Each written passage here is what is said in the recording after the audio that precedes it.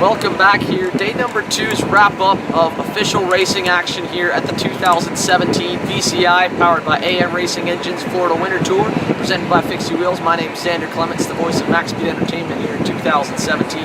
And once again, we found ourselves with a very exciting day of racing action. 2 total rounds of heats after we had some sprinkled showers throughout the morning. It really wet the track right before morning warm-up, but we were able to get it dry for the most part. Every class still had a good bit of rubber left, and by the end of the day, the track did get a little bit darker through most of the turns. So we expect a whole lot more rubber build up, especially when new tires are put on for most classes through the pre-finals and finals tomorrow. Which is really what I'm looking most forward to, because we have a couple drivers in mind that have been making their way through the field in the heats, and we'll be looking for some big performances in the pre-finals. Ryan McDermott is one of those in Junior ROK.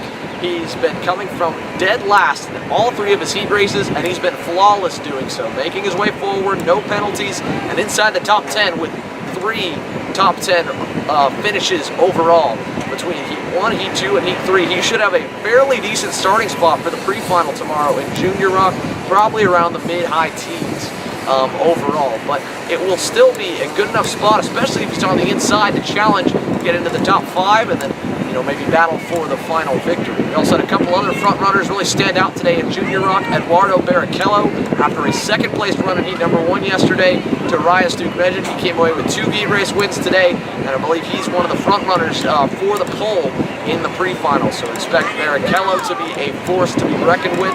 Duke-Medjen also had a very good heat number 3 coming away with the win. The same trademark move he put on Barrichello yesterday in Heat 1, he put on Mateus Morgado today in Heat number 3 to come away with that race victory after a decent Heat number 2. So Duke-Medjen, another driver with a lot of speed. Tyler Gonzalez has showed a lot of promise as well. The Speed Concepts racing drivers should be one of the favorites coming into tomorrow after the year he had in 2016.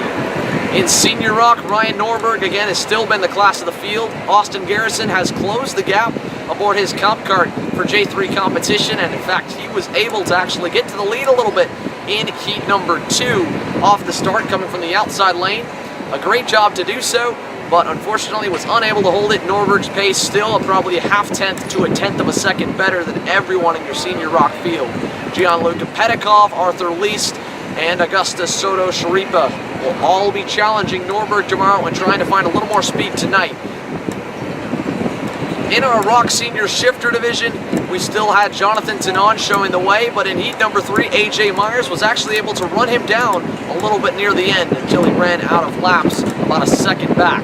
We expect the TB Kart USA Floridian to try and find a little more speed tonight, and if he can get a good start to the pre-final tomorrow, he should be one of the drivers that may have the chance to actually knock off Tanon's perfect weekend hopes.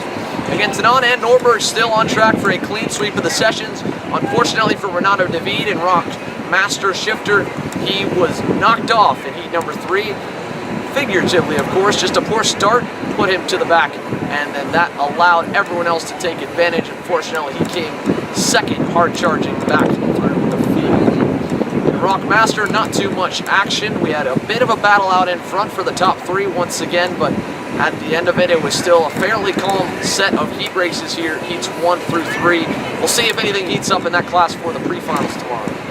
Mini ROK did not get off to the best start today with a red flag and a complete restart after a big crash in turn number 1, but a much cleaner start to the second attempt at heat 2 and in heat number 3 proves that those drivers can progress and the kids learn very fast. We also saw that in the Micro ROK division, with both classes having 4 to 8, maybe even 10 karts at a time or more, all in the lead train battling for the top spot.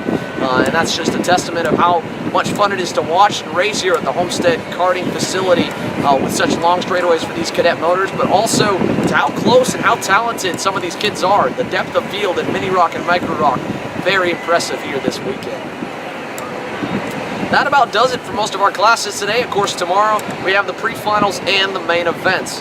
We'll have podiums, of course, following the main events, and that will wrap up our full live coverage of the first round of the ROK edition of the 2017 VCI Powered by AM Engines Florida Winter Tour, presented by Fikse Wheels.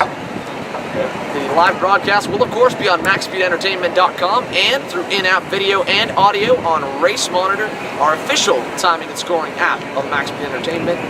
We'd also like to thank Motorsport.com, the official digital media partner of MAXSpeed Entertainment, once again for 2017. And for that, the MAXSpeed Entertainment official crew, I am Xander Clements, and I'll see you tomorrow.